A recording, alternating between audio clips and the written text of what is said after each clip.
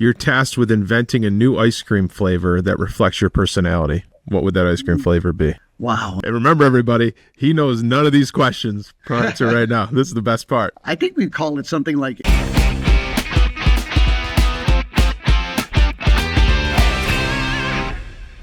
What's up, everybody? Thanks for tuning in to 5 with T5, where we bring local business owners, community champions, and all-around amazing individuals on to learn about them, their stories, or business in a quick and effective way. My name is Stephen Turnbull with T5 Insurance, your host, and I am joined by my guest today, Howie Schaffer, on the show, a community champion, a local business owner. We're going to learn all about it. Howie, how are you today? Doing great, Stephen. Thanks for having me here. I've been watching, these with great interest. You have great guests. I appreciate you taking the time. We're going to start with our 5 rapid-fire questions as always, and then we'll get into learning a little bit more about you. Howie, question number 1 from the top. What's one skill or trait that you can think of you've developed over the years that has been the biggest impact on your success? I think it's probably been admitting that I don't know something, or even admitting that I'm wrong. At a point in my, I was always raised, don't admit weakness, blast on through, keep on going. It's a sign of strength. And obviously, I've learned over time that one of the best things that I can do sometimes is not have an answer, but have a great question. And that's something we teach leaders a lot, is to be in the place of inquiry versus certainty. Sure. So that's a place where I like to be. That's a great answer. Question number 2. If you were to be trapped inside of a board game for one day, which board game would it be and why? Wow. That's a good one. Yeah, I think it would probably be Monopoly. And I think the reason why is because I love that era of commerce. And I think everything from the fashion to the vehicles to the norms to how business was done to, some of the elegance, obviously, that, hid some of the poverty and carpetbagging, that was going on at the same time. But at least from a fantasy perspective, I think it'd be fun to be in the middle of Monopoly, maybe be a banker driving around in that race car. I mean, what piece in Monopoly, Steve, did you always fight somebody over? Oh man, I was just always interested in the property. You just wanted the high valued property and just keep going past go, get your $200, right? I gotcha. I love it. Wanted to be the top hat or the car. We'd fight over.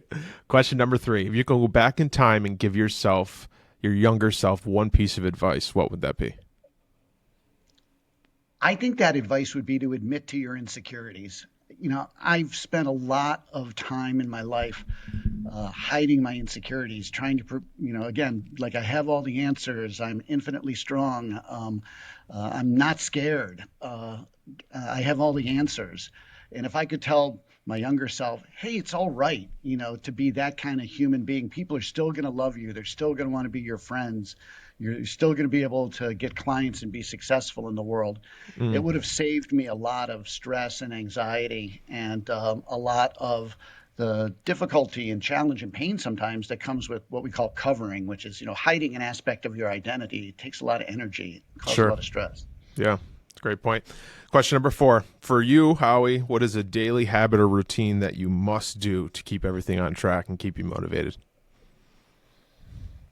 One of the things that I do every day is that I at the end of my shower, I turn it to freezing cold, as cold as I can get it.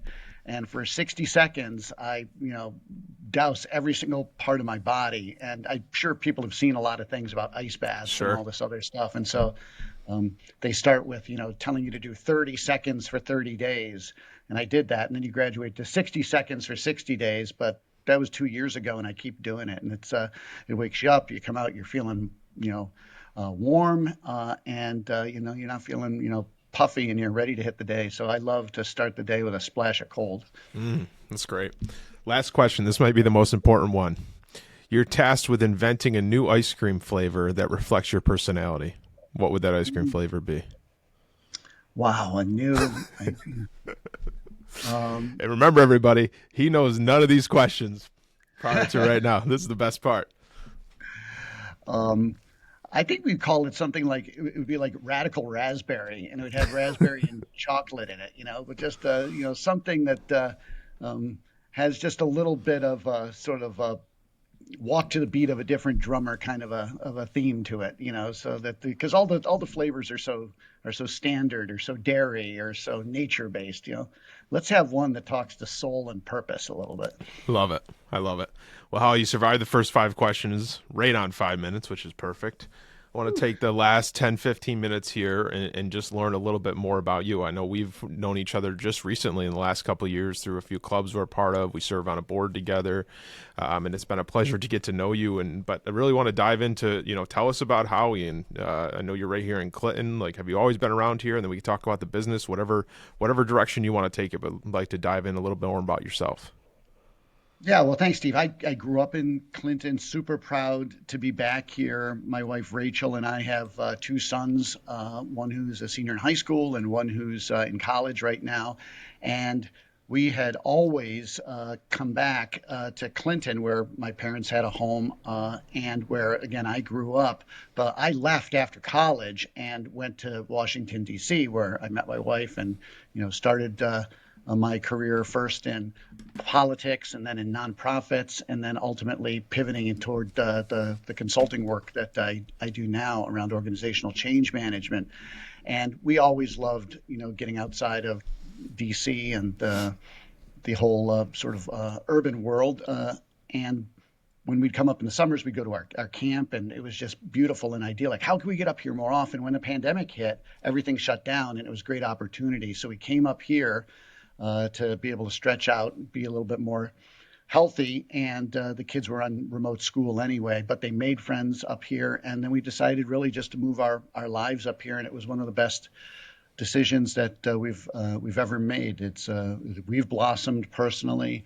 We feel like we have a higher quality of life, and we've been able, because of the pandemic and the rise of Zoom meetings, we've been able to transfer our whole business to Clinton, New York, from essentially suburban Washington D.C., and that's been fantastic. We were already a remote business before the pandemic began, Before it was a but the cool thing to technology, do. yeah, but the technology basically caught up to us and Sure. enabled us to be able to reach our clients in much more powerful and intimate ways. Zoom and even the platform of Riverside FM that you're using to record this. This is a very intimate way for people to connect and for teams to meet as well too. And one of the things we actually do with companies is help them to navigate how do you transfer your organizational culture, which has been so bricks and mortar. How do you transfer that to a virtual environment? And a Mm, lot of organizations aren't very intentional about that. How is a meeting led? Is it always the most important, highest ranking person makes the first word, introduces everybody, and then you go down in terms of rank? That's how most meetings seem to occur. Or do sure. you tap somebody maybe who's a high potential individual within your organization and say, hey, you're going to run today's meeting online. We're going to give you some practice, you know, um, keeping everybody, on task and moving us forward. This is your opportunity to shine, and this is your opportunity to grow. So how can you use remote and hybrid environments is a big part of how we help companies. So I guess I didn't realize. So you guys moved back up here just recently then. So during the pandemic, you said is when you made the official full-time move back here. I guess I didn't realize that.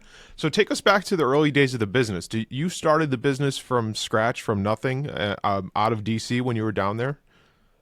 How long ago was Yeah, that? it actually my father died in 2014, and I was working at a company where I was, booking about $1 million worth of business that I was selling for a consulting company, and I said to myself, "Geez, if I can do 1/10 of this for myself, Mm, that would be enough to begin with, and I'd be able to, have my own business."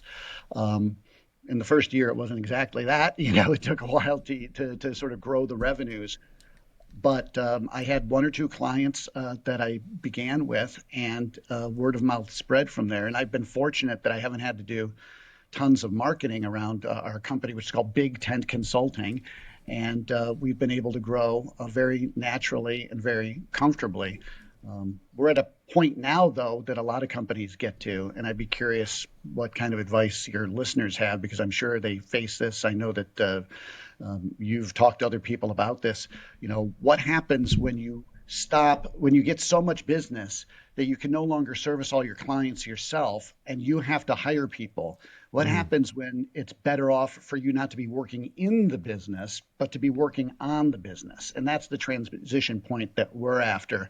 But we're in a particular industry in where we hire people who are super high touch, people who are super emotionally intelligent, people who are high, level experts in their fields and in their work.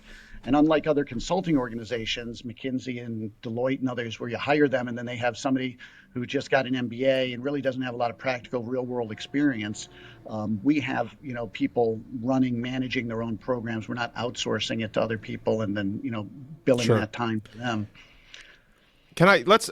I want to talk about the business on the before we wrap it up specifically, just so the listeners can know exactly what you do if there's anything you can help people with. But I want to let's take it back to starting the business because you said something there that you kind of brushed over. And I want to dive deep into of like, hey, if I can do a tenth of this for myself, like it'd be great, and I'm doing it for myself. And like talk to us about those early days and those emotions of taking the jump and starting your own business and you joked there, oh, in the first year it was tough. I mean, those are all real things that I think a lot of people can relate to, especially in business.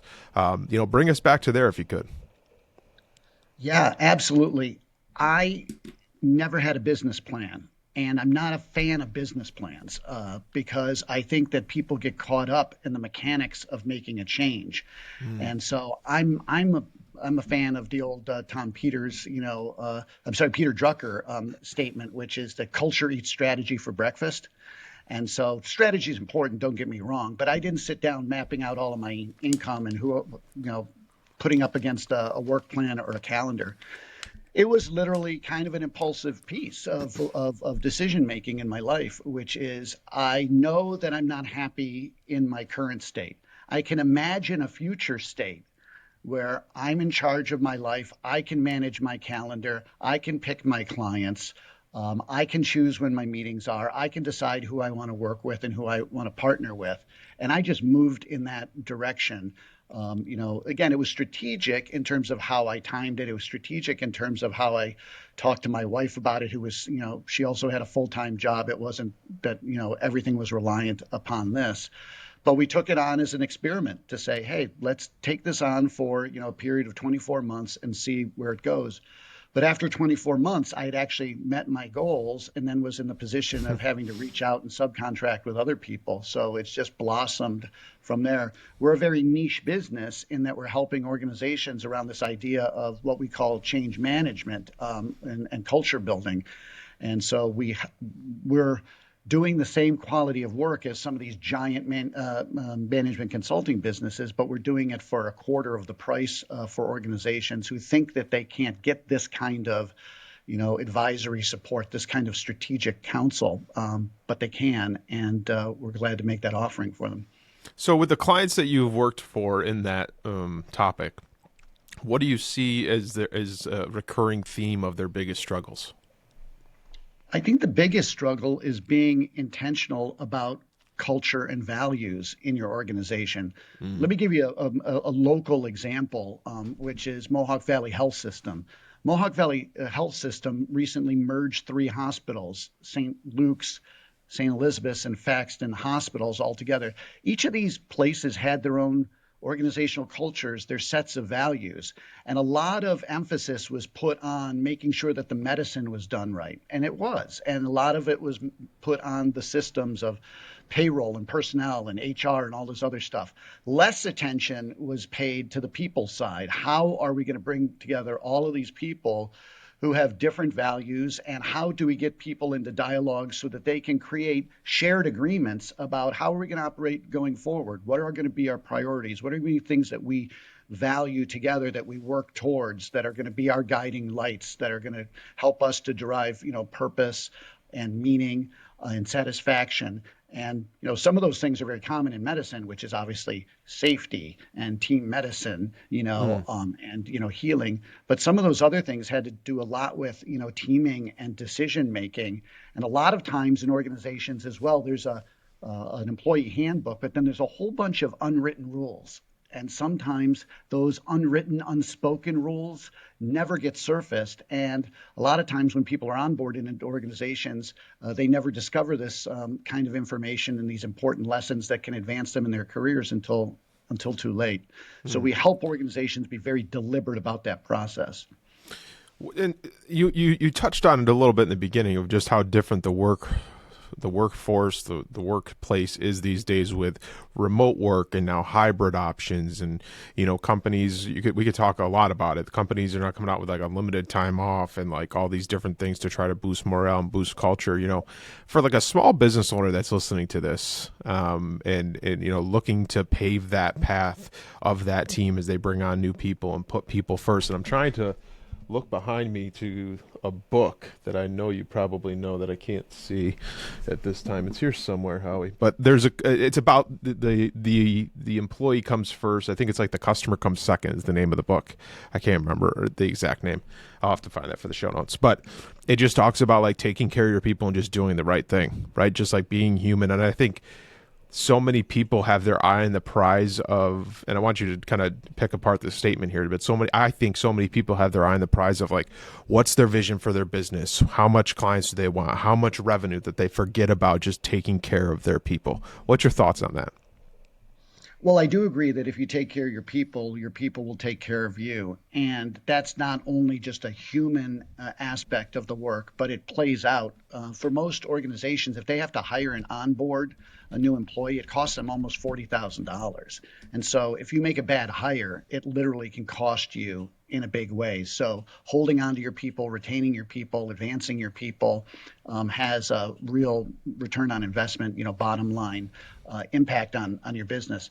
But I think the thing that's more important is, and I don't believe in gimmicky stuff, somebody comes first, somebody comes second. I think that everybody can come first if you have the right kind of a culture. But we really believe in what we call presence with a purpose, and it's not a phrase that we've invented. I don't know who it actually belongs to. But if you're working in a bricks and mortar store, if you're coming to the office, make sure your presence there has a purpose. Why are you there? And what are you accomplishing by virtue of your presence that you're not accomplishing otherwise? And if you're working remotely as well too, what is the purpose behind, where your presence is? Is it because you need work-life balance? Is it because you need flexible? Be explicit about it, be intentional about it, and be honest about it, and be accountable and transparent about it as well too. That's powerful. I love that so much. Because there's a lot of distractions in today's world, right? I mean, even if you're doing a million things, answering the email, picking up the phone, all these different things, like there's so many things, but like while you're present, being intentional about that. Howie, we're going to wrap this up because we're a short form podcast here, although I think you and I could probably talk about this for 3 days. So thank you very much for taking the time to join us. For anybody that wants to learn more about your services, or maybe you just said something and they want to pick your brain, what's the best way for people to get in touch with you? Yeah, they can just email me at Howie, Howie, at bigtentconsulting.com, which is all just one big word, no punctuation, Howie at bigtentconsulting.com. And I'd be glad to talk to people, glad to connect. It always is. I learn as much from people as I hope that they learn from me.